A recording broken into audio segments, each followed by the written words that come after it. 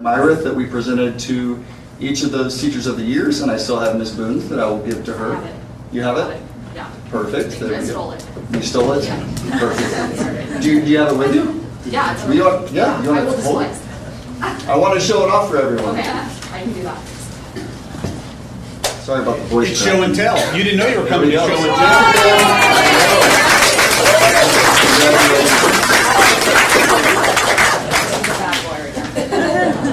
I didn't go. It's very nice. So I'm not going to read all of that resolution, but I will read the one from the city. And again, this was for all teachers for Teacher Appreciation Week. They just also used the opportunity to recognize our teachers of the years.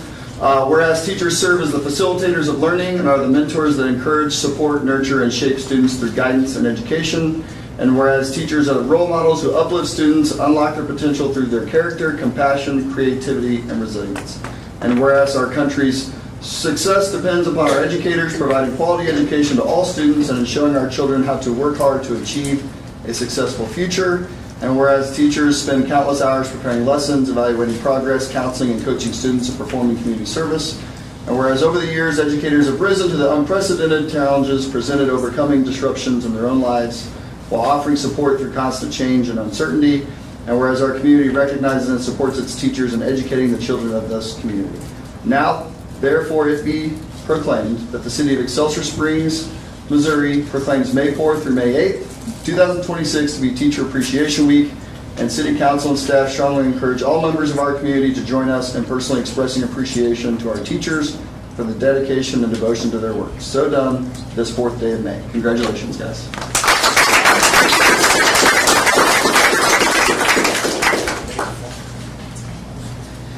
All right, next up is student recognition. Dr. Hartman.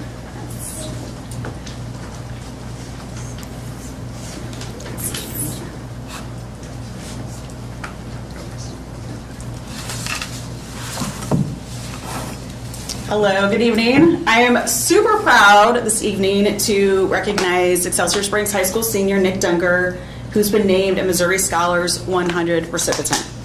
The Missouri Scholars 100 program recognizes the top 100 students across the state of Missouri for exceptional academic achievement, leadership, citizenship, and attendance. This recognition is highly competitive, and it highlights students who have demonstrated excellence both inside and outside of the classroom throughout their high school career. What makes this honor especially meaningful is that it reflects not only strong grades and academic performance, but also character and commitment. I had the honor about 2 Sundays ago to be with this luncheon with Nick to recognize his achievement in Columbia along with the top 100 students in the state of Missouri, and it was absolutely incredible. Nick, congratulations on this tremendous accomplishment. We're so excited to see what lies ahead of you. If you want to come on up.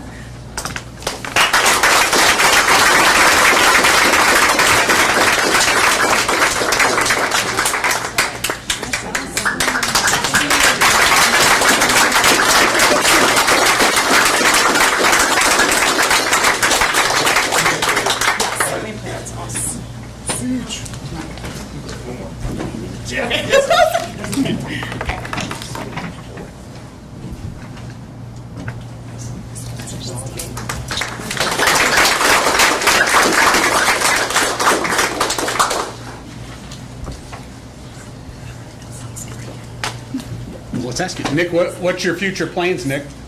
I'm going to attend Mizzou next year and double major on mathematics and physics, and I eventually hope to become a theoretical physicist. String theory. The Big Bang. Show Tigers. It's our own Big Bang theory. Best of luck. Congratulations. All right. Next up, the sad part, our 25-26 retirees. Mr. Gilkey. Sad for us, happy for them. Yeah. Thank you. Now we want to recognize, we're going to tag team it. We're tag I was teaming. like, wait a So minute. introduce Mr. Gilkey, but first I wanted to thank all these educators that were here or not able to be here. We are recognizing educators everywhere from 30 years of service in Excelsior Springs all the way to 8. So countless hours, both during the school day, outside the school day, helping build our students up, being emotional support also for parents throughout those years and colleagues. We just want to thank you for all that you've done and all you've contributed to both our Tigers, but also the climate and culture within our community. So thank you both very much. And I want to bring up Mr. Gilkey to introduce you. Thank you. So similar to our Teachers of the Year, I'll have you guys come up and stay up for a picture at the end. Like Dr. Bullmore said, we are incredibly appreciative to all of you that have dedicated numerous years to Tigers, to the students that appreciate you guys. We're so thankful for the work that you've done, and we're just happy that you're here for us to express a small token of gratitude to you all. So I'll call you up, like I said, if you guys can remain up here first, and I'll give a little bit of just years in the district. So Steve Egbert retiring with 30 years in the Excelsior Springs School District.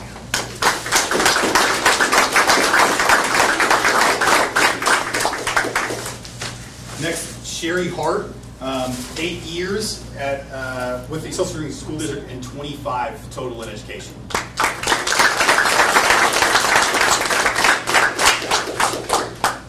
Linda Haskell Sherman, 20 years with the Excelsior Springs School District.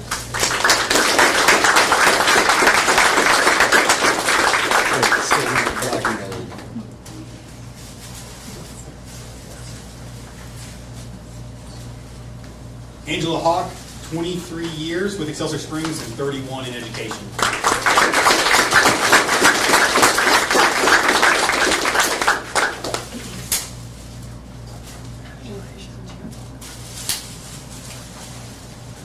Julie Hauk, 32 years with the Excelsior Springs School District. She was helping with the cap and down walk with all the elementary. She may have been wore out, so she might have. Kathy Jacobson, 10 years with Excelsior Springs and 26 total.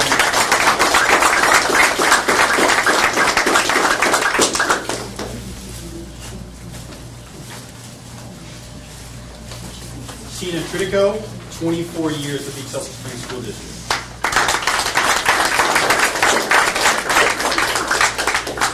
Elwood Al Andrews, 11 years with Excelsior Springs.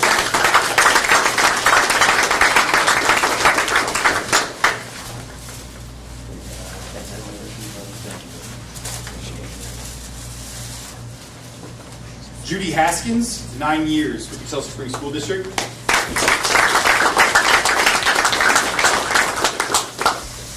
Pamela Smith, 8 years with the Excelsior Springs School District.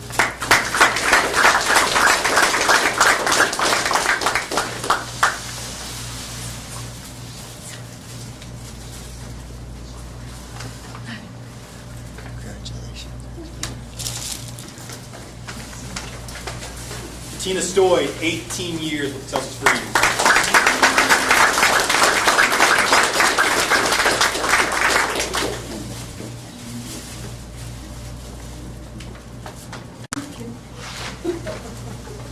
Jeannie Williams, 25 years with Excelsior Springs School District.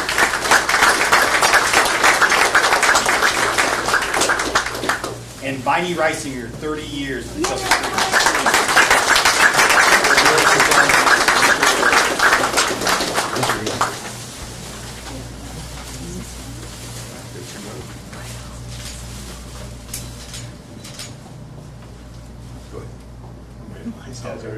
All right, one more right over here. Thanks.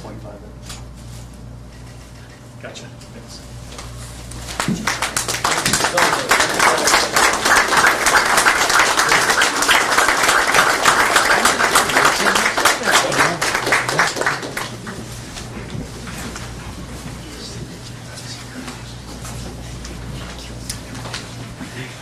Congratulations to all of you. Now, I got to find something else to do with your time. All right, moving on. This is the exciting part of the evening. So moving on to the MSBA delegate report. Darren. If you so wished, this would be the time if you wanted to go.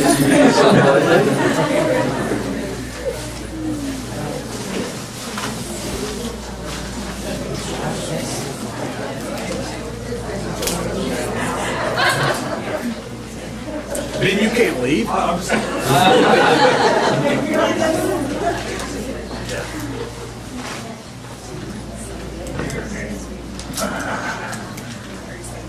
right. What do you got for us, Darren? We got a video to watch.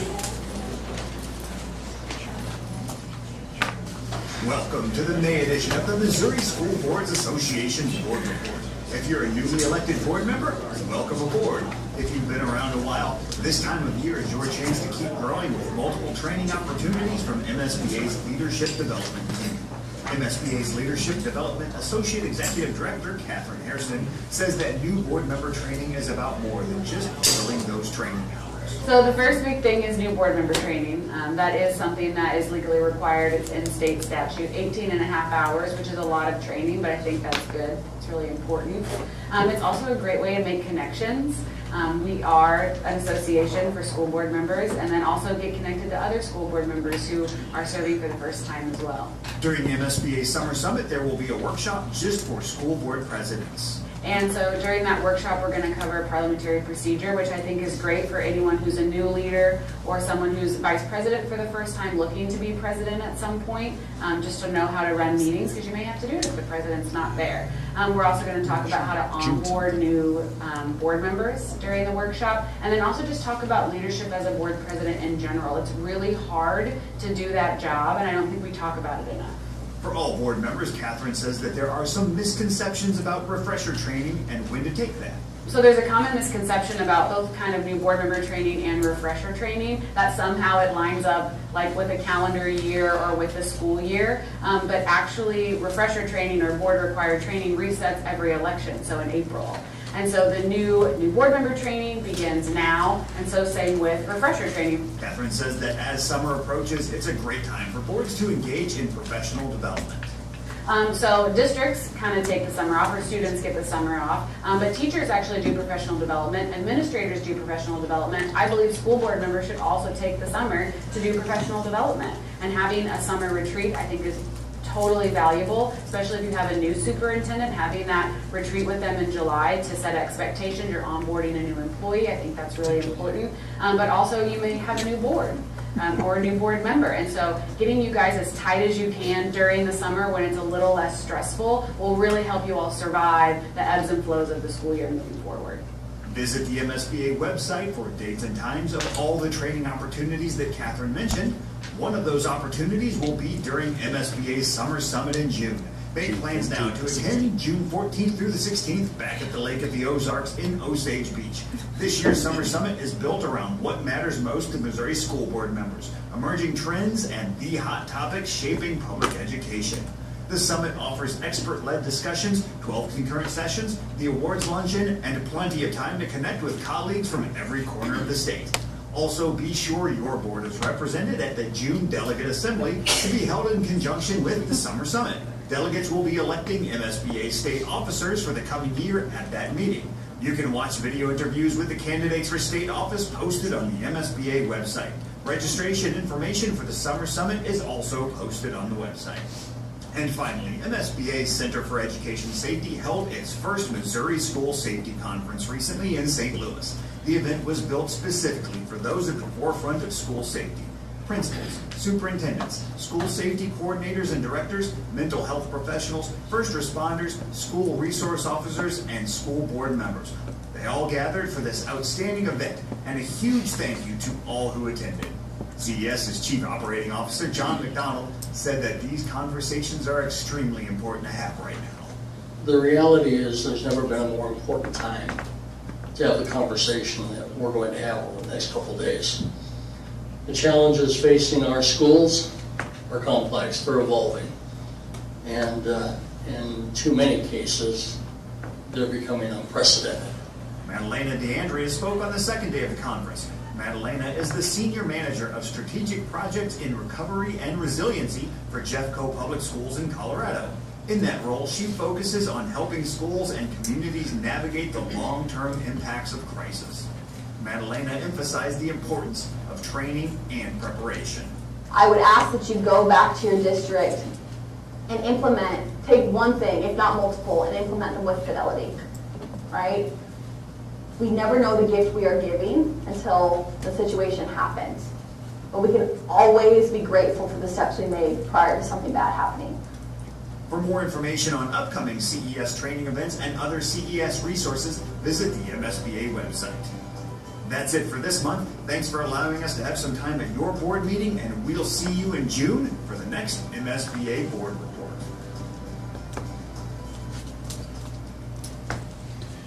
Anything further, Darren? Nope, just, I said that summer session is only like a month away, so. It's a Sunday, Monday, Tuesday. It's all that right. Lisa, any visitors? No. Having no visitors, we'll move on to the superintendent's report. Dr. Bolton. If it pleases the board, just like to share some updates from around the district.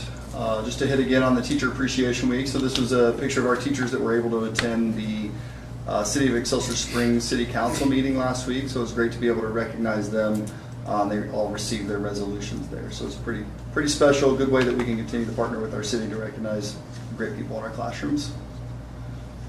Battle of the Books was last week, so Dr. Miller was there to help, she's helped organize this with our building principals and our teachers.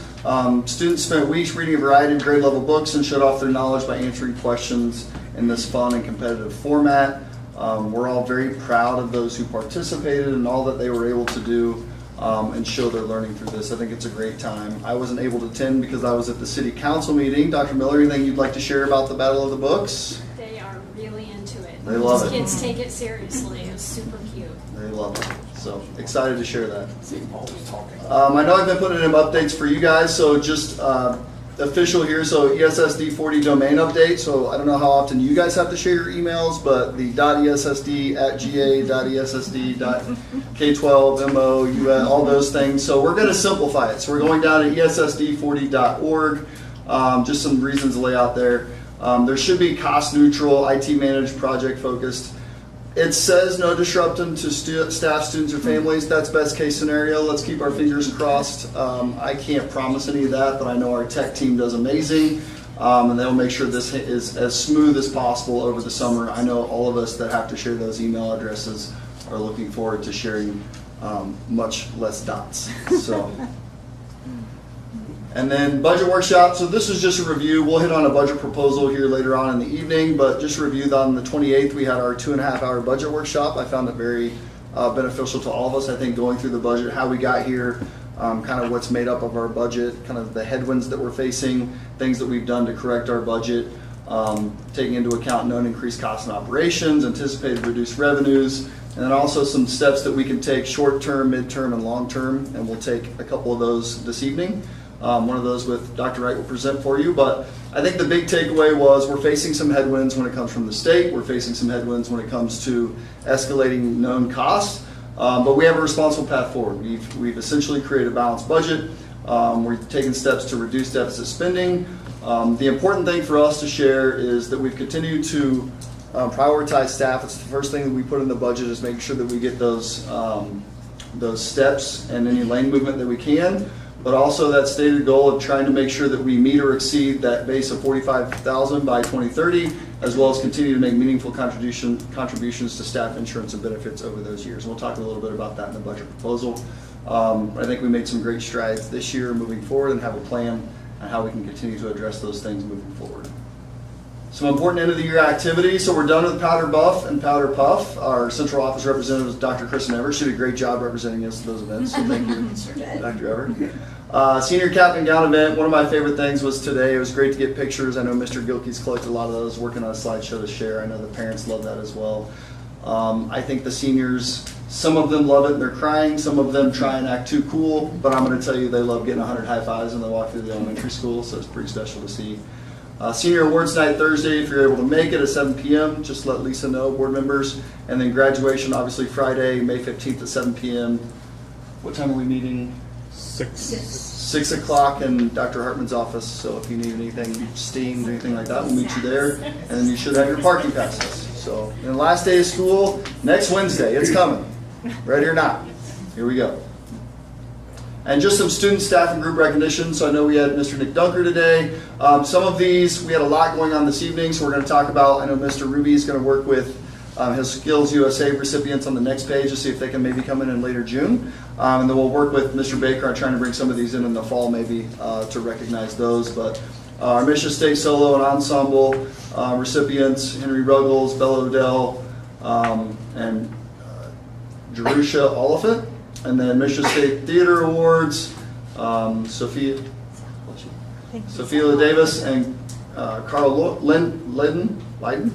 Misha Theater State Championships are one act for their second place finish for all classes in the state. So very excited about that. And And our academic team were district champions, including an individual award Gabe Odell for placing second all district. So exciting there.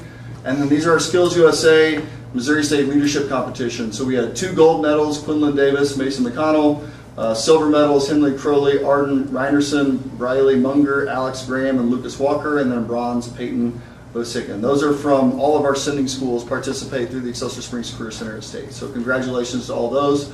I know Mr. Ruby's going to try and work on getting some of them back in the fall to recognize or June. So congratulations to all those students and the supervisors and sponsors that helped them get there. That's all I have, Mr. President. Excellent. Questions, comments? All right. Moving on to discussion items. First up is approval of the lease purchase financing. Dr. Boymore. I would like to welcome up Dr. Reich. So if you recognize Dr. Reich, he works with Raymond James, and he helped us prepare for our tax rate hearing and kind of do our first preliminary budget workshop all the way back in late summer, fall. This is a little bit what we talked about with the consideration of resolution during our budget workshop, kind of that first step really to get us towards a balanced budget, which we'll present later. I'll hand it over to you. Perfect segue. As you're aware, there is a desire for you to refinance your bank placement debt, and I'm here to start that process. The approval tonight is nothing more than approving the resolution that's before you, which authorizes Raymond James and Gilmore and Bell to work on your behalf to refinance the bank placements outstanding. As you're aware, doing so will provide short-term budgetary relief. Like most districts in Missouri, you're experiencing operating revenue stress, and it doesn't look any better out very far. So this will provide some relief, budgetary relief in terms of the operating fund, and we'll also have a short call feature on this, on the refinancing, so that you can get rid of this debt entirely in 2033 when your Lewis Elementary bonds are callable. So that's the plan in terms of finance. So moving forward, tonight you would approve this resolution authorizing Raymond James and Gilmore Bell to work on your behalf. Then we will be back next month with what's called the parameters resolution. And that basically is us asking your authorization to sell your bonds within certain parameters. We don't always do that, but right now the market is extremely volatile, and that allows us to be more agile in selling your bonds as long as you are defining the fences that we get to play within. That allows us to price on any day in the market after that, rather than pricing on the day of your next meeting. So that would be the next step. Then we would sell your bonds, and we would have the bank placement debt paid off sometime this summer, so that the payments that are already on the schedule on the outstanding notes would not be made. You would start on the new debt service, which is roughly $175,000 a year less than what you would be paying otherwise for the first 5 years, and then it drops down after that. And that's about the time we would refund those 2033 callable COPs. Happy to answer any question, but all I need from you is a motion, a second, and then a vote. And if you are looking for a motion, you would just move and then read the bold line at the top of the resolution.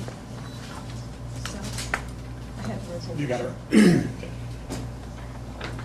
So I'm gonna read the resolution and then ask for a motion. Okay.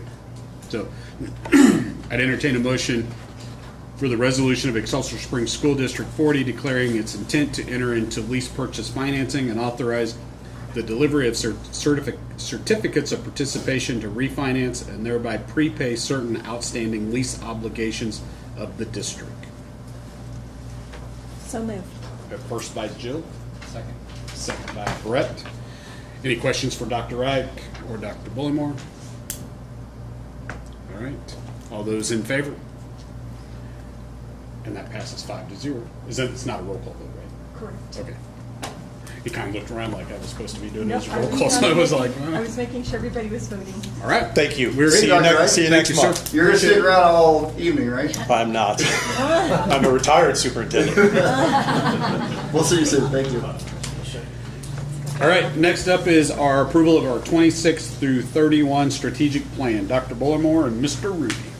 Before Mr. Ruby takes over on this, I would just like to thank all of our participants that served both on the district strategic plan, which is made up of 25 both school district staff members and community members, parents who sacrificed, I don't like to say sacrificed, who utilized 3 of their own days from work to come help lead the district through this in, what was that, late fall. And then again, a couple weeks ago, we had 2 more days where we came back really to review and hear presentations from each of those action groups. So I'd also like to thank the 10 staff leaders of those action groups and 10 co-leaders.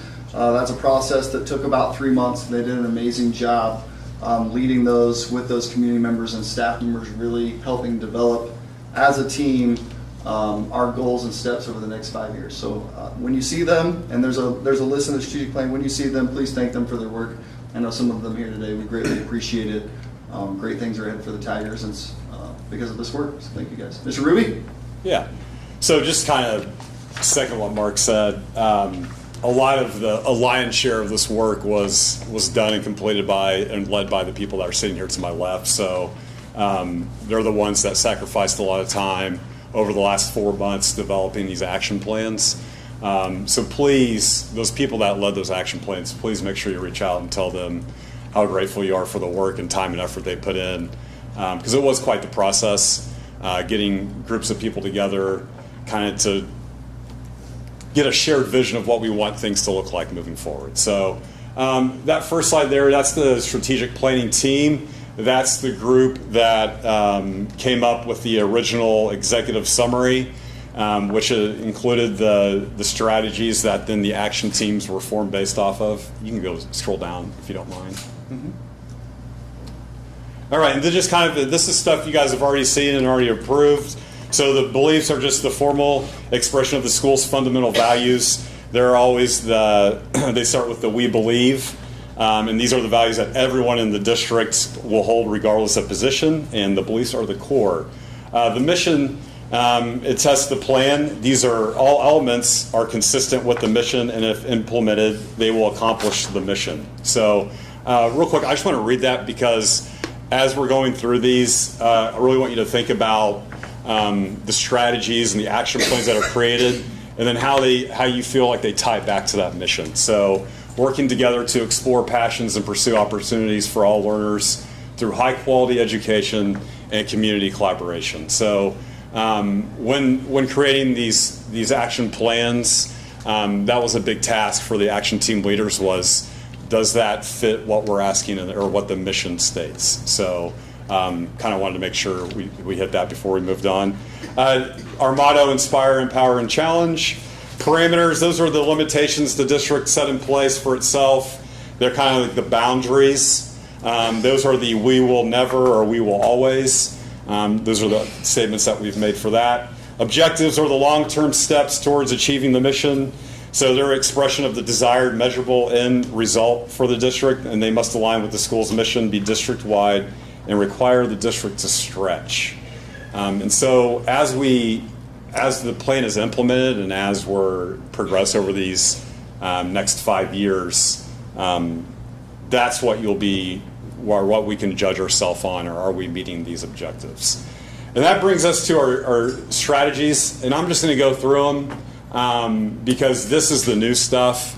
So we already had the strategies, but the proposed action plans are what the action teams created. And so what each of these strategies had an action team, and then those action teams came up with action plans. So that process kind of looked pretty similar across the board. So we had our big kickoff meeting at the end of January. We asked the people that were in attendance to split into the groups or find the strategy they wanted to participate in and felt like they could provide the most help with. And then they set up meeting dates. Others joined. We had some groups stayed pretty steady with numbers. Some dropped off a little bit. That was to be expected with the time commitment and the work level involved in creating these plans. So first, most groups came up with or decided what the plan or what the strategy meant and what the strategy did not mean. A lot of the groups then decided on some collective commitments and aspirations for their strategy. And then the next became the heavy lifting part, and that's when they had to come up with their research questions. So they had to just come up with the questions that they wanted to research. And I think this is where, if you ask the team leads, this is where the process got slowed down and it got really difficult. Because just because you believe something doesn't mean it's true. So I think sometimes we have an idea of what we want, but then once you research it and you find the research doesn't agree with what you believe, sometimes that's hard for people, and sometimes that's hard to accept. So all these plans were developed and based in research, which is why I think, the reason why I would endorse this process over the ones we've kind of done through in the past, because before, you'd meet, have a couple meetings, and then come up with some plans that, just what we thought would work well, but there was no research back to it. So I think that piece, having the research piece, really kind of streamlined and kind of helped develop, hey, what are the action steps or action plans that we need to create? And then the other thing that I really enjoy about this process, and I think the action team leads would tell you too, and the people that I talked with that were on the different teams, community members and staff members, is they really enjoyed the consensus part. So all of these had to come through consensus with the group. So it's not just what I wanted or what a couple of us wanted, it's what the group felt was going to be best. And so I think having the kind of checks and balances piece in it, I think really helps. I think really helped with the process and helped us develop a product that I think is going to be very, very useful and going to be a good guidance for us moving forward. And might be why it probably took some time to get all this developed, because it is hard to come to consensus when you have a lot of people. The groups then came up with their action plans. They submitted plans and steps for approval back to the strategic planning team. All of the strategies were accepted. The only thing that we kind of changed, and I'll go through this when we get there, but a lot of it was just the wording of the actual action plans. We kind of want to make it so it was like easy to understand. So we called it the grandma test. So if you gave that to her, would she be able to read it and understand what it meant? And then also we wanted to make sure the verbiage kind of lined up, so we weren't saying ESSD will do this and then the district will do this on others. So try to make it a little more uniform.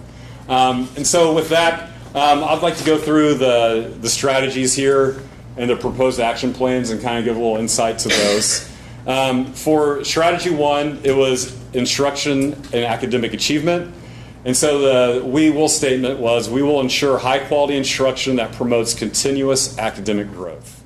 And so the proposed action plans from that action team were, first, they wanted to further develop and implement cohesive data and assessment systems that measure growth, critical thinking, and mastery of the Missouri priority standards.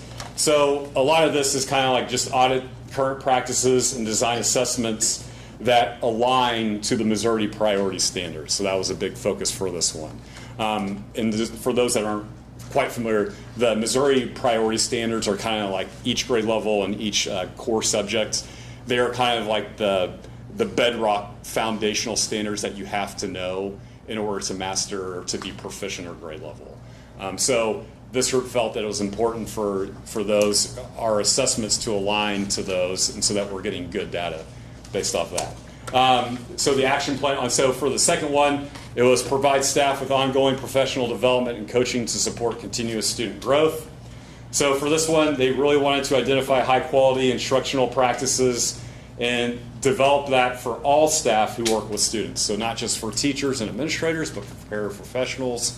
So anybody that deals with students, how are we making sure, how are we ensuring that they have all the instructional guidance and all the tools that they needed to help our kids be successful. 1.3 was to enhance high quality instruction and learning through aligned district-wide curriculum and opportunities. So this one they felt was very important to provide collaboration horizontally and vertically. So what that means is, so horizontally be like within grade level, so second grade teachers with second grade teachers, but then also vertically. So something that hasn't probably been as strong for us in recent years is that vertical alignment, either K through 8 or 6 through 12.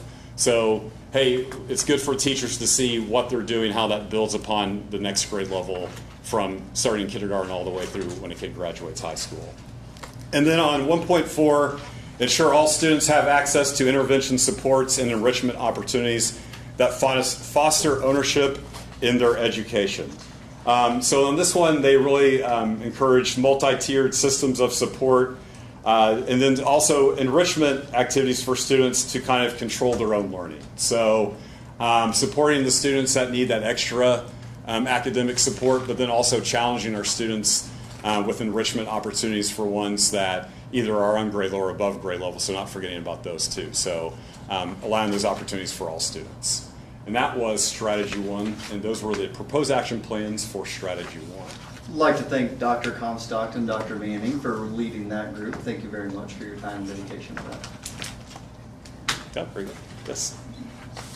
All right, next was strategy 2, which was community relations and partnerships. So the we will statement was, we will strengthen community partnerships, transparent communication practices, and collaborative networks to enhance trust. And so that first proposed action plan, it says establish mutually beneficial local partnerships focused on creating new opportunities for student internships and mentorships. And I think a big part of this was kind of auditing what we already do and then developing and enhancing our relationships with other community partners. So kind of seeing where we're at. Are we utilizing our business, our partners too, in a mutually beneficial way? So the school serves the community, and so we need to find a way that we can help our community supporters out as well too, not just them helping us out. So that was a big thing for them. And then also, hey, what are some ways we can create or recruit new partners to provide opportunities for our students? So a lot of times people ask, they can help out in ways that aren't always just financial, like, hey, we can provide opportunities for kids to come check out what happens in our industry. So leveraging those people so it's mutually beneficial for both the school and our community. 2.2 was improve community access to information by establishing cohesive district-wide communication. And a big part of this was, especially if you have, like myself, who have kids in different buildings or grade levels, if you will, it's hard to kind of know district-wide what's going on. So if you have a kid, like for my example, I have a kid at elementary and middle school. So if I want to figure out what's going on, I have to go to 2 separate different things, maybe check 2 separate Facebook pages.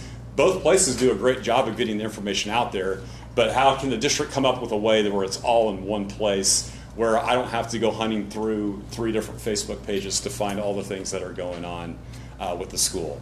And so that was kind of a big thing with them. And then also making sure people, if somebody in the community does have a question, what's the best, or who's the best person to connect with for that information? So do I call the building? Do I call central office? When I call the building, who do I ask for? Do I ask for the principal? Do I ask for a counselor? So sometimes I think that's kind of a barrier, an impediment to people reaching out, is like, we're like, well, I want to help, but I have no idea who I'm supposed to call or talk to. So doing a good job of kind of promoting and then obviously organizing all that stuff for make it easier for everybody in the community. And then the last one for community partnerships was 2.3, and that was to strengthen collaboration and engagement with students, staff, families, and community. And then so for this one, they wanted the district to investigate and provide steps to provide stakeholders the opportunity to get more involved with our schools. Again, I can tell you just from going through this entire process over the last 6 months, there are a lot of people that want to help. And I think I think as a school, we need to do a better job of providing those opportunities for those people to come in and help. So whether that's if you're a teacher and you want somebody to come in and be a guest speaker, or a school, I think the elementaries do a pretty good job of having different nights for our parents to come in and participate in things, but at the secondary level it might not be the case. So how can we get all of our parents active at all the levels? So leveraging our community members and making sure that is an opportunity that we have for our staff, students, and families. And that was led by Ms. Broadbent and Dr. Weesey. So that was strategy 2. Action Plan 3, and this one was quality staff retention and recruitment. And so before I jump into this one, I wanted to add, so this group, they did a good job of exploring ways and strategies that, so we can either recruit and not only recruit but retain our good people. I think they were going at it as like, we're going to try everything we can not to mention teacher salaries, and that's honorable because yes, but the strategic planning team wanted to ensure that the district was doing everything that they could to increase salaries and explore all avenues and exhaust all avenues so that teaching salaries, because regardless if you like it or not, that is a sticking point and that is a big thing and that's important. So the strategic planning team didn't feel like it was going to be, they felt like teachers needed to see that the school and the district and the board were going to do whatever they could to increase teacher salaries. So when the action plans came from the group, it only had the first 3 on there. And so the strategic planning team actually copied one from the next one and added it to strategy 3.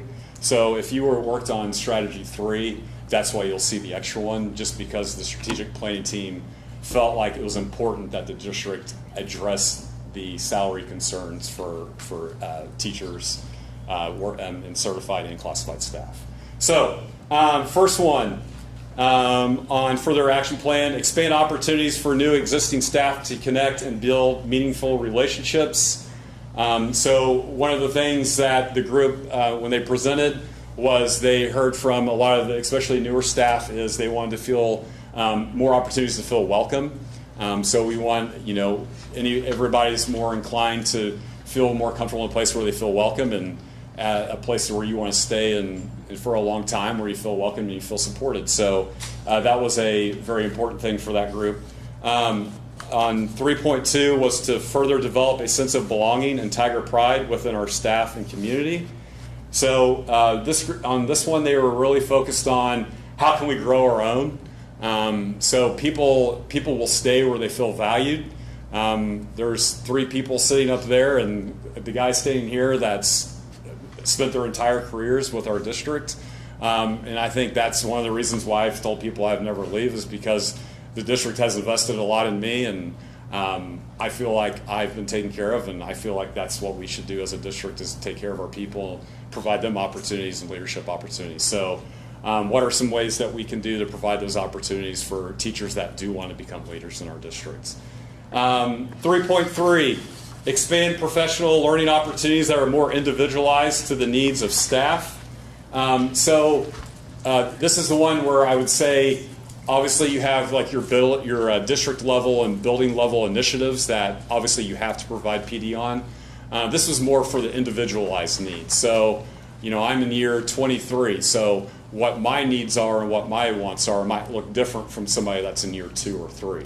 So they're asking for the district to provide opportunities and avenues for people that want to take control of their own learning, that they have that opportunity to work on things that they feel like they want to get better at. So a little more personalized. You're always going to have the district-wide and building-wide initiatives that you have to do, but they also feel like we need to provide opportunities for staff to grow at their own speed and at what they want to improve on.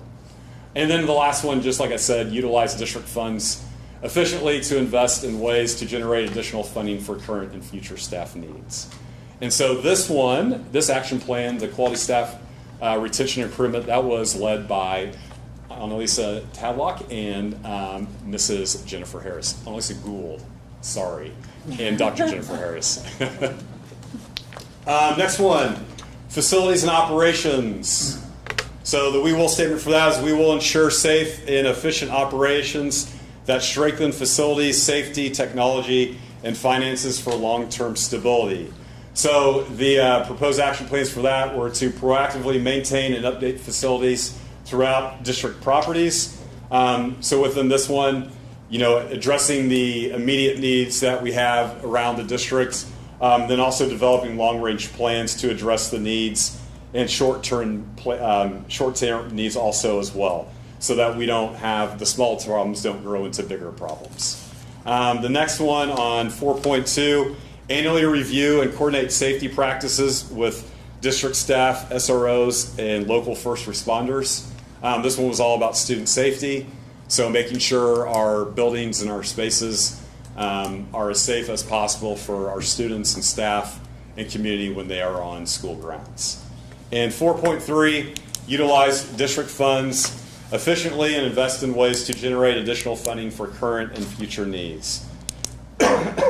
So essentially these steps just involve being good stewards of district monies and being accountable for what we're spending our monies on. And for that one, on Strategy 4, that was led by Rick Schwab and Doug Baker. And then our last one, last but not least, was well-being. Well-being, our we will statement for that was we will allocate resources that proactively support mental health, social-emotional development, and positive behavior. And so for their proposed action plans for that one, first one was implement and sustain integrated tiered system ensuring timely and appropriate support for all students and staff. So this one had to deal with like integrated systems of multi-tiered systems of support. This is more for like the behavioral side, not the academic side. And so, you know, really focus on for the well-being and behavior. And then just ensuring, the other thing was the district needs to ensure that the community is aware of all of the supports that are available to them. And I don't think people realize all of the different supports that we do have as a district and all the resources that we have. And so I think we as a district need to make sure we do a better job of communicating that with the community about all the supports that we do offer and are available to them. 5.2, implement and sustain an aligned system for integration of social emotional learning competencies.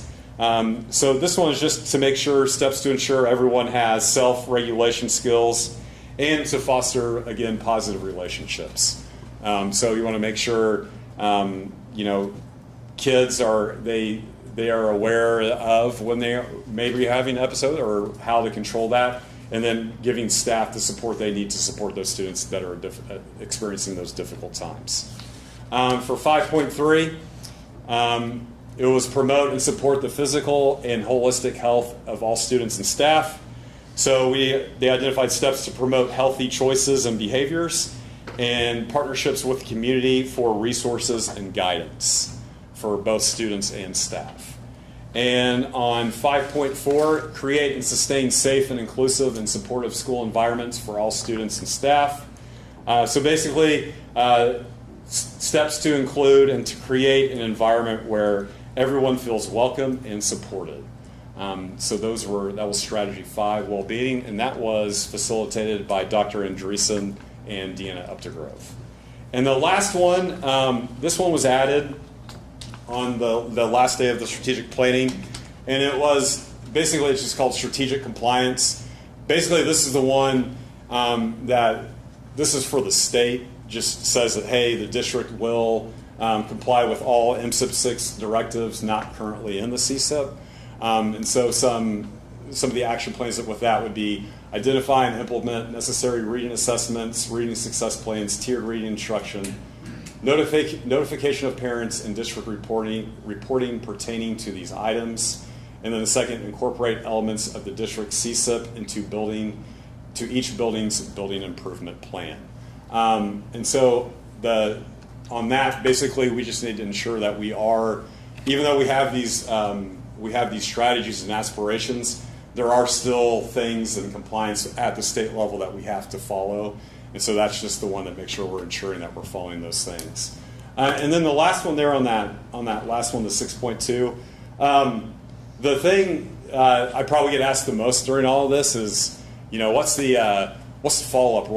How do we know this is, you know, how do we know this can get done? So I think to me, like this bullet or that 6.2, you know, I know central office is going to make it, you know, direct our building administrators that, hey, once they go through all these and we figure out, you know, where we're going to go and how we're going to accomplish these things and what comes first is, you know, a lot of these things do need to be accomplished at the building level, and we need to ensure that those are in our building improvement plans. Because if they are in the building improvement plans, those are obviously that's something then that at the building level will get taken care of. So just overall for me, the process, I know like oh, it's like, oh, are you so happy to be done? And I'm like, no, we're not done. Like we've just begun. So this is, this for me, this is something that, yes, a lot of work went into this, and but the work is far from finished. So there's a lot of things that go into it. So pending board approval, of course. Then it'll be on central office to decide, hey, which of these things are we going to take on first? So the one fear I have, like people are like, oh, are you afraid that we're not going to do this or it's just going to sit on a shelf? And I'm like, no, my biggest fear is that a lot of people put in a lot of time, and I think they need to remember that this is a 5-year plan, so we can't do everything all at once. So it doesn't mean we're not going to get it all done. It just means that, hey, there are going to be some steps to this that we do tackle first. And so that's the one thing I would encourage people, just to be patient. It is a 5-year plan. And so there are some things that people were passionate about that are in here. And yes, we'll get to those, but it's just we can't do everything at once. And so at this time, if there's any questions, I'd be more than happy to. A couple things. So next steps for us will be to select what we're going to work on over the course of the next year. And then we'll start building those. I know Dr. Merrill and the principals will work on their building improvement plans over the summer with their groups. What you can expect from us is in the fall when we return, we'll present just which of the goals and steps that we're working on over the next 10 to 18 months or so. Some of them take a little longer than others. But we'll work on those, and then quarterly what we'll do is report back just progress of those, where we're at with them, if things have changed, if steps are changing, and how we're moving toward those things, and expected timelines, whether it's operational, and those. And so that's how you keep it from being a book on a shelf. It keeps a plan. We share what we're doing. We share updates on how it's going. And that's how you keep your stakeholders involved too. So at this time, just want to ask, so Trey and Jill both served as members of the district strategic plan, so just wanted to give them opportunity to share their thoughts on the process, what we came across, what we ended on, just a little bit along the way. This was totally different than any of them I've ever sat on before, because before we'd meet in the commons and it was ran by, there was never a facilitator, so it was the superintendent or somebody of their picking. And no matter what the community or the teachers or whoever was in attendance, it always went one direction. Okay, this was truly a group effort. That next page, I don't know if it's page 4. So this team here of all these people, one person could not like an idea, and it just was erased. Okay, so I mean it was 100% agreed upon by that entire group of people. And I mean, it's a very wide range of people from the community and the district and everything. So I mean, it was very collaborative for everybody to be involved and have say.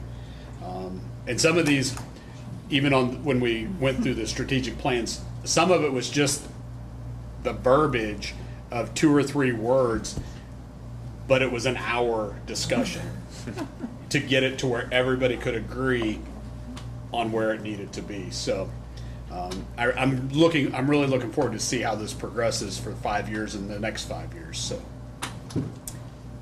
if you weren't involved in it, when it comes up again, I would recommend you get involved, even if you're just a community member, because they're just as important. So I just enjoyed the process, really getting to meet new people and work with them, like city council people, business people, first responders. I especially appreciated the perspective from the students. They really brought a new light to the thinking, and all of this impacts them. We have to think about that. The other reflection that I had was just thinking about the number of people on the strategic planning team, the number of people on the action team, the hours that were spent. I just took, I don't know how many hours the action team spent, but the strategic planning team, when I looked over how many hours we spent times 25 members, we put in 800 hours of work to help lay the foundation. So then the action team, so I think it would be interesting to have that data, if we could somehow collect that, because to me, that shows that we have evidence that people support our district and believe in it and want it to be successful. So, good job, everybody. Good job. I would also like to thank and commend Mr. Ruby for his work being our internal facilitator. It's a thankless job. You did awesome. You did awesome. I've worked very closely with Mr. Ruby for 21 years now, and he is a person magnet, and he can be very jovial, and not a lot of people have been able to see him as the strategic thinker and leader that he is, and so I think this is a very proud moment, other people being able to see him in this light, both in our district and the community. So very proud of him and his work as well, leading. You were perfect for the job. All right, there we go. Perfect. Thank you. Thank you, Mr. Ruby. You tell my wife that. That'd be great. Can't go that far. Yeah, we can't help you there. Sorry. Yeah, it's on video. That's right. All right. Any questions? Well, yep. I'd entertain a motion to approve the 26 through 31 strategic plan. So moved. First by Darren, Second. second by Kalen. Questions for Mr. Ruby or Dr. Brolin? Well done. Thank you. Oh, thank you, guys. Yeah. Well done. I do have a question too, because when we first started this process, we talked about how we would share it with the community and celebrate it, which I think we need to do. Is there any thought to that or how that might come about? Yeah, I think I was pending approval, getting something together to share out. But then also, like follow-up wise, I think the plan is quarterly, either at least once a quarter or at least once a semester, is to provide updates at the board meetings, but then also share out that information on. Mr. Gilkey on the communication side is working on putting something together that we can share out. And then I believe it's October that we are hosting the Chamber of Commerce luncheon. And so we will, in October, will be the focus of us sharing that, because as the host, they have to listen to us talk. So we'll be talking about the strategic plan and the process that went in. At that time, we should have an idea of the goals that we're focusing on and where we're at with the first step of that progress. So Awesome. excited to share with our community. Awesome. All right. Any other questions? I appreciate all the comments about making sure we stick with this. What happens next? How do we make sure it doesn't just become a plan that was great and beneficial to put together, but doesn't have the follow through? Does the strategic planning team have a role in that? Like, will there be a review with them every? I mean, I don't know what it would be every year or on a somewhat regular basis to say this is what we're doing, and then they can give feedback as to you're heading in the direction we wanted you to, or maybe not. Yeah, I think the plan was yearly. I think that's what Dave said, was to reconvene. Maybe like I know it was to reconvene the group at some point. I don't know if it was like a yearly thing or every other year, but at some point, yes. And really just kind of sharing out how everything's going. Is there things that need to be? Is there something need to be different? Because again, like things are going to come up. Like 5 years ago, things looked a lot different. So than we are right now. So just making sure we do have to be flexible.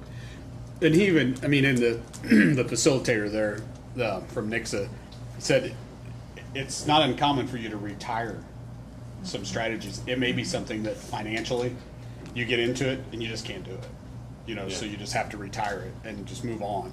He said there's nothing wrong with that. He said you don't know it in the beginning phases of what your budget's going to look like. So there may have been one of those 5 that there's just something that we can't possibly do, right? Because financial constraints or whatever. So. That's all part of that selection process too. I think a big piece of it that we heard about as a district strategic planning team was strategic retirement. So like as you select things, you're just adding more stuff for people to do, right? Whether it's in the classroom or in the building or at the administrative level. And so it's also understanding as you go through a plan and as you make plans, are there things that also need to be strategically retired to open up that capacity for people to do the new stuff? And so that's all part of that process as well. All right, any other questions? All right, hearing none, we have a first and a second. All those in favor of approval of the strategic plan? And that passes 5-0. Thank you, Mr. Ruby. Thank you. Thank you, Mr. Ruby. Yeah, sure. You can stop sweating now. All right, last item up for discussion is the approval of our 2026 fiscal year budget. Dr. Bullock. Okay, so I have 2 items here. I have the budget proposal presentation that I'll go through, and it aligns I'll point you to pages with the budget book that you should have in front of you. Thank you to Lisa and Deanne for binding that for us. We'll kind of go through this. Just a little intro here that you can find in the beginning, just a summary. Over the past year, the team, both the district board and building level, spent a great deal of time working through the realities of an increasing uncertain financial environment for both public schools across Missouri. When the FY26 budget was originally approved, it projected approximately a $2.26 million deficit spending. Through strategic reductions, operational efficiencies, and disciplined planning, not only did we reduce that greatly throughout this year in the middle of a fiscal year, but we've also significantly improved that position as we close out FY26 and prepare for FY27. The first agenda item tonight went a long way towards creating what is now a balanced budget.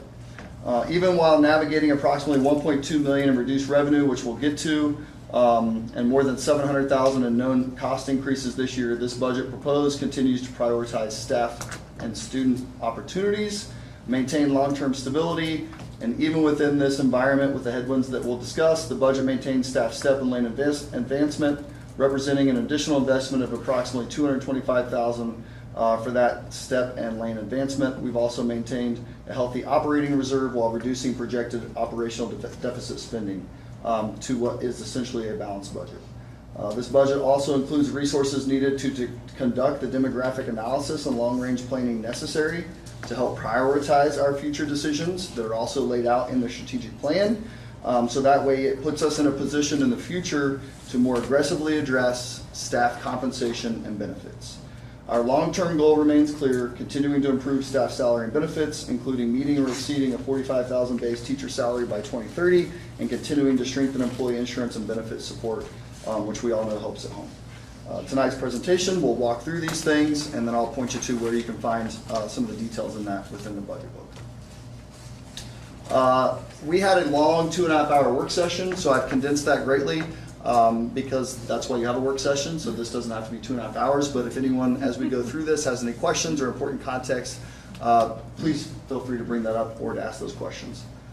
What we're navigating, our reality right now, Missouri schools, not just us, you're seeing it in Kansas too, as you see headlines, uncertain state funding, we know it's going to be reduced, the budget is reduced. Rising costs and mandates, both rising costs on contract and inflational things out of our control, but also mandates that are passed down from the legislative level, and revenue volatility both from the state and local with different property tax initiatives in effect. What that requires is that our revenue is less predictable, which means we have to be more disciplined in our planning and having goals and planning long-term on those, more strategic decision-making. And not all of those are feel-good decisions, but it's decisions based both in context and data and facts, and then long-term stability and focus. You can look at some of those realities right now on pages 1 through 5 in your budget book as you glance through some of those summaries that we'll cover in the next couple pages and slides. FY27 revenue reality. What is announced and what is realized are not always the same. So to put that in context, so you hear a little bit right now about how this is the first year, going into next year, that it's the first year that we will be fully funded. That's a little bit of a misnomer or a little bit of false rhetoric, as we have not been fully funded since last June. When the budget was approved, we have been withheld since last June from being fully funded. This is the first year that in the state budget that we're also not being fully funded. It's not just through withholding.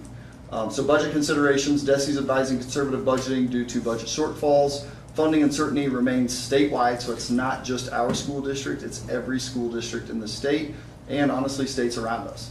One-time funding is not long-term sustainability. So as you go through the budget, or as you hear about the state budget, you're going to hear how there are some things in there that are one-time, or how there are too aggressive projections on money that we may receive.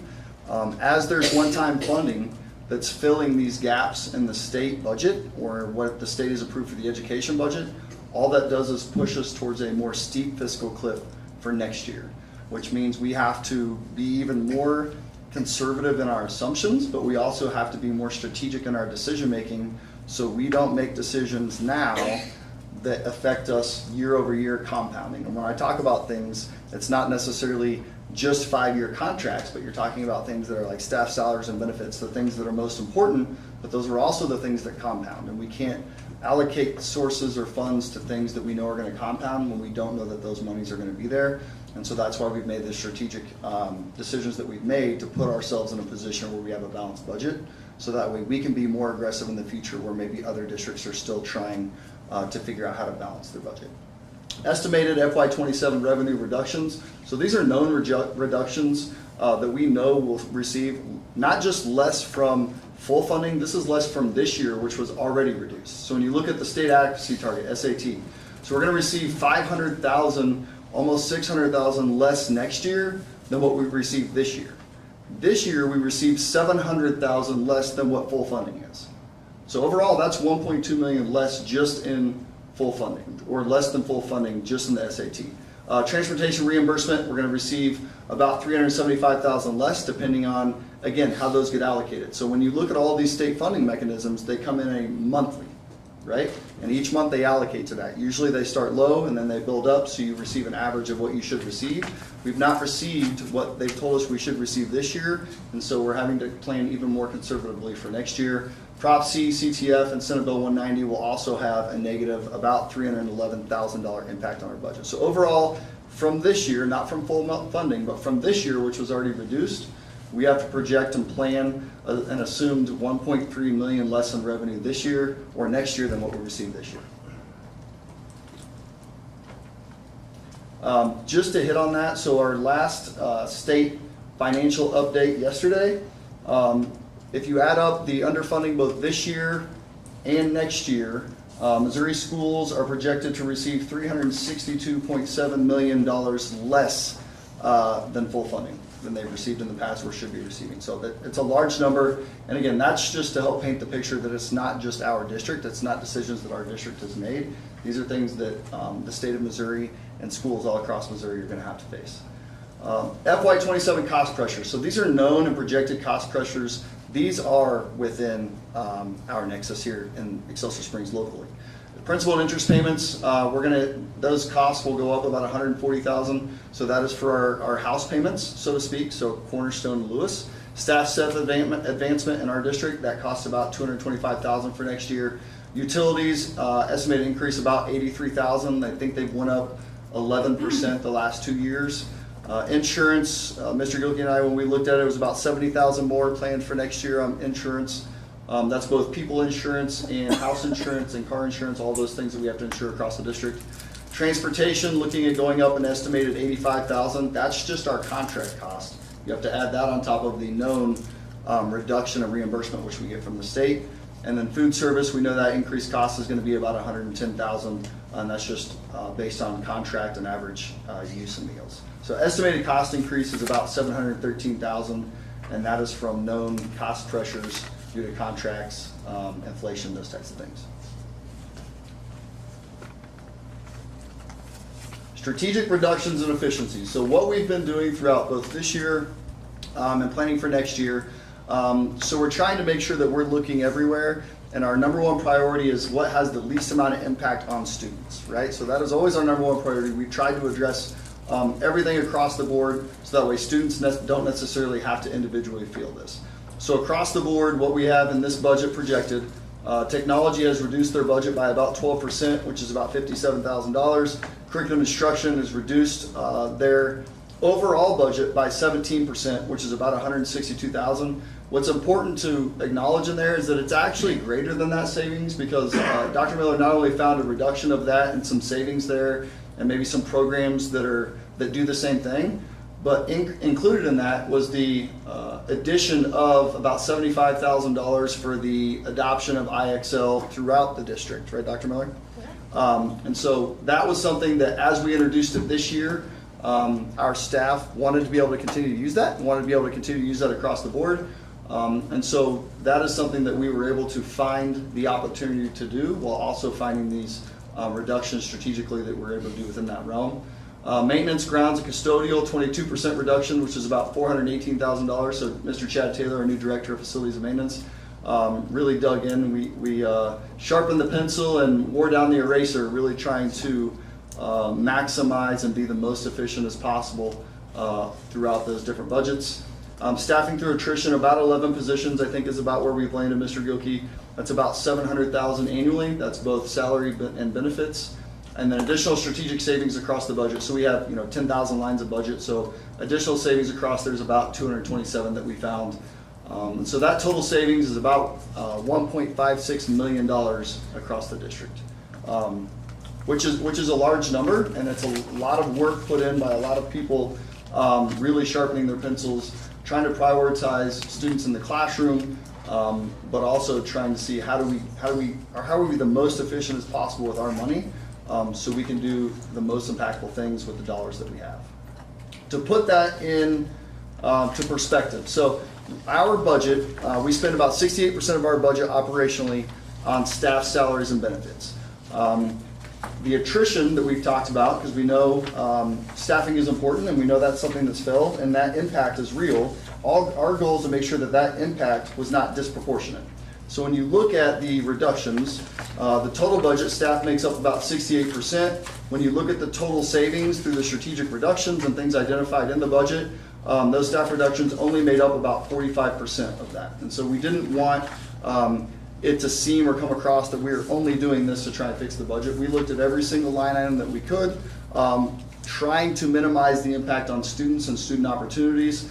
So that way it was shown that we're all feeling this and we're all doing everything that we can and trying to be proactive as possible with trying to pinch our pennies to be as fiscally responsible as we can as leaders of the district. So from FY26 to FY27, the improvements. So some things that were improved across the district. So FY26 original deficit spending was $2.26 million. Revenue reductions, so about $1.3 million less in revenue next year from this year, both locally and from the state. Strategic reductions that we talked about, so we found about $1.56 million in strategic reductions to help the budget. Our plan to go bond debt service, so our go bonds are cornerstone, so that those debt service payments are about $562,000. Our planned COP, or our lease payment per purchase of Lewis, is about $770,000. Our remaining operational deficit, so that's about $200,000. So when you look at the deficit overall, and we'll look at it here on the next page, you don't take into account the go bond debt service, and I'll talk about that in just a second. You don't take that into account because it's a planned spend down that's voters approved. And so I'll show you how you look at that on the budget line. But essentially on this next page where it says $758,000, you would remove, going the wrong way here, sorry, this $562 from that in order to find your actual deficit spending. So our actual deficit spending is about $200,000. And with the approval tonight that you approved to refinance the lease purchases, that takes that down to about $20,000. Which is a 0.04% variance from balanced budget, which means we now have a balanced budget as a district. So congratulations both to the board and the decisions you've made from August all the way through to this point in the budget that we're proposing, because that's the first step in creating the next steps to do what we need to do as a district for all of our Tigers, both staff and students, and so we can be more aggressive moving forward.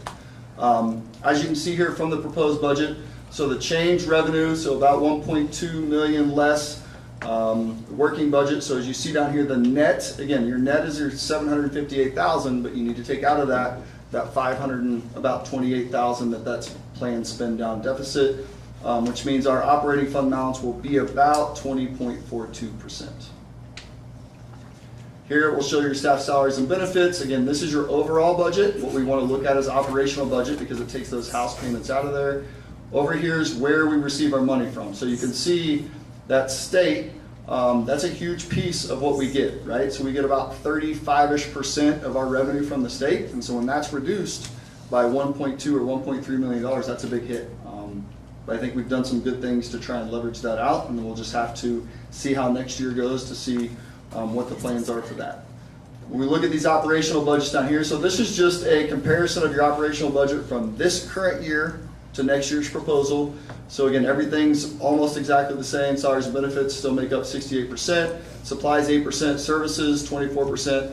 A big piece of those services are still actually people.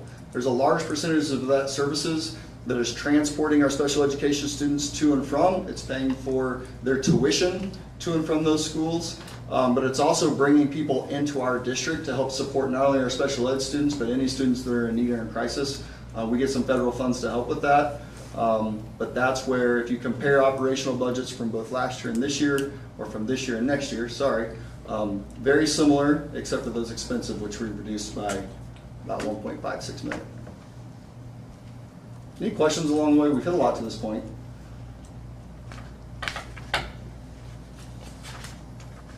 So long-term outlook.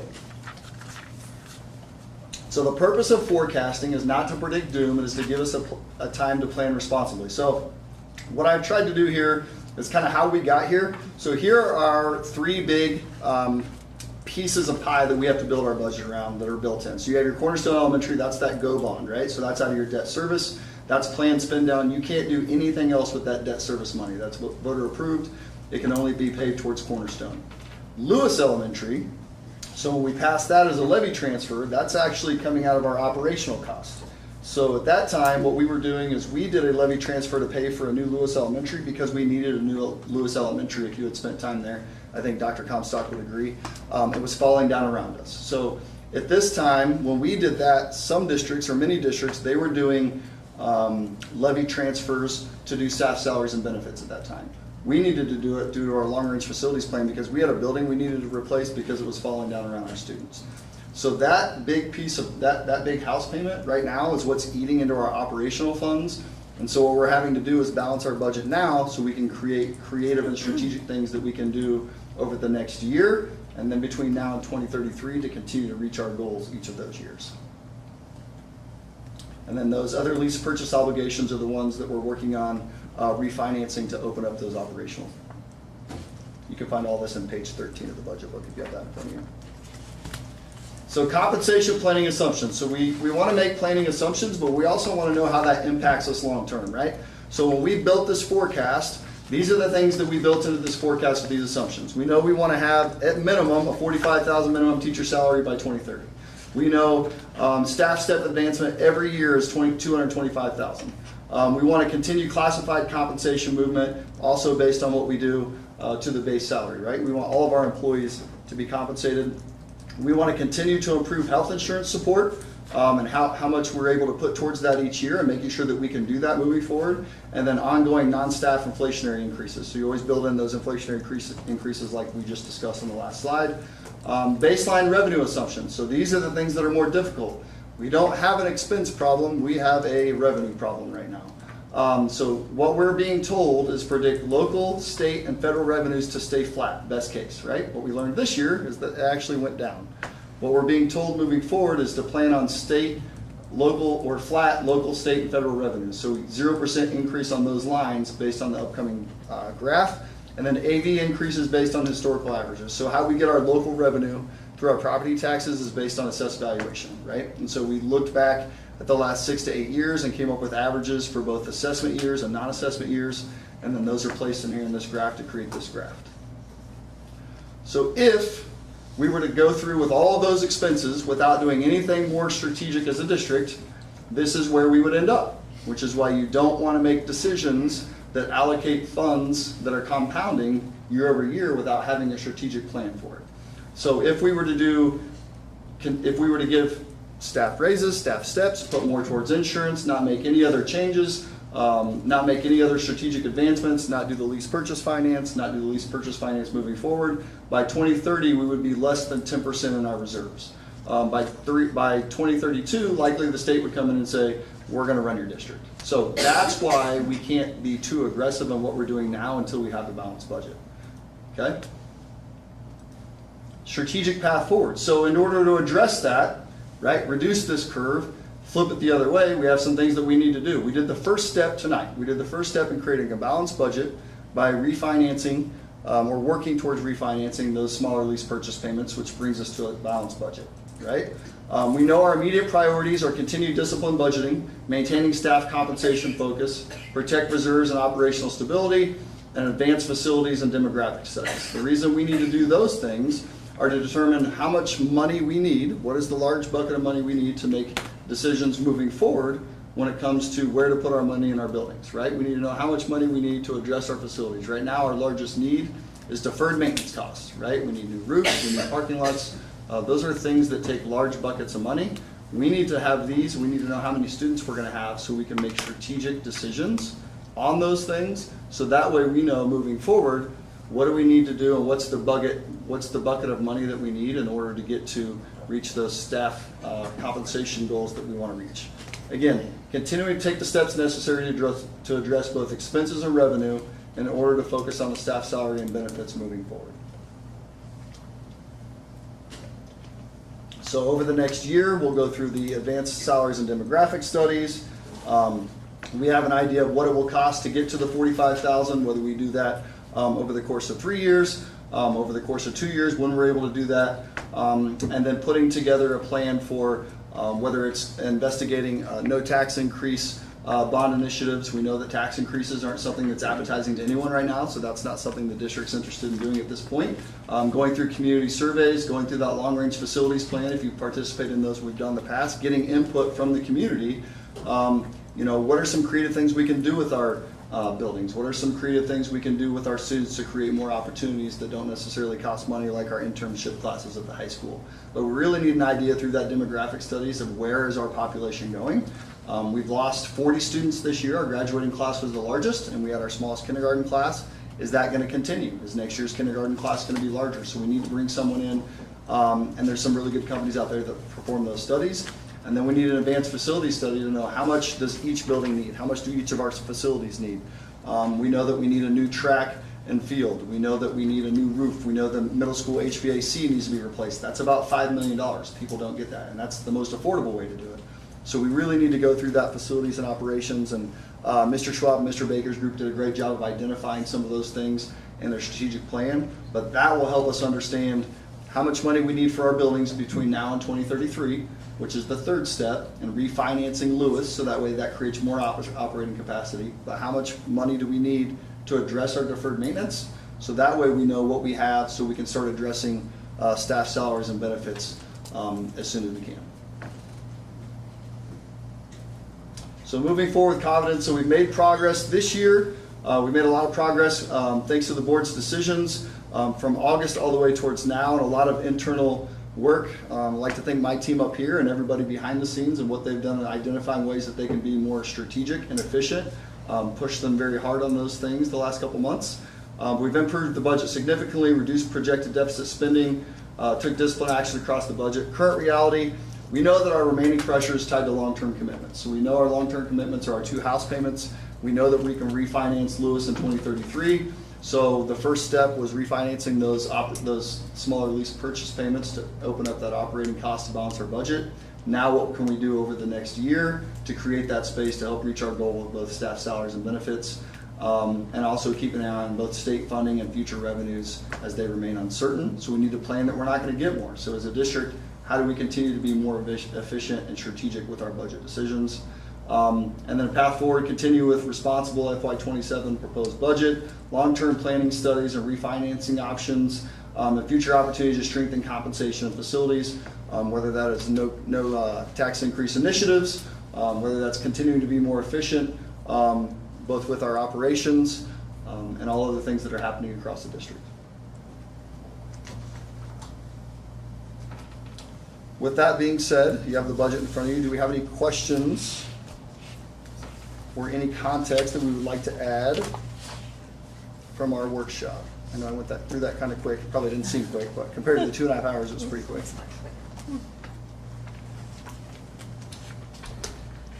The workshop was really helpful. It gives us a lot of context that, makes this an easier discussion today. Yeah. And I know you've also been available for other discussions as needed. What I appreciate is an explanation of the vision and the plan for what the next, say, 5 years look like, and how we can get where we want to get to with compensation and benefits and salaries, even if we can't get there now and today. I can see a path forward, which is encouraging. 100%.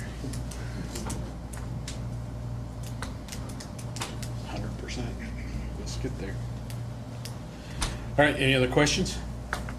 All right, this time I'd entertain a motion to approve the fiscal year 2026 budget. So So moved. First by Jill, Second. second by Brett. Questions, comments? Thank you all for your hard work. I know it wasn't easy. It's been a year-long process. It'll keep going for another year. Thank you guys for your support. All right. All those in, Yeah, okay, I was afraid you were gonna not take the vote. oh, no. All those in favor? And that passes 5-0. I would never forget that, Lisa. Oh, okay. All right. With that, I'd entertain a motion to adjourn. So moved. First by Darren, Second. second by Brett. All those in favor? And that passes 5-0. Thank you guys for coming out and staying all night. Thanks, guys. We tried to make it short.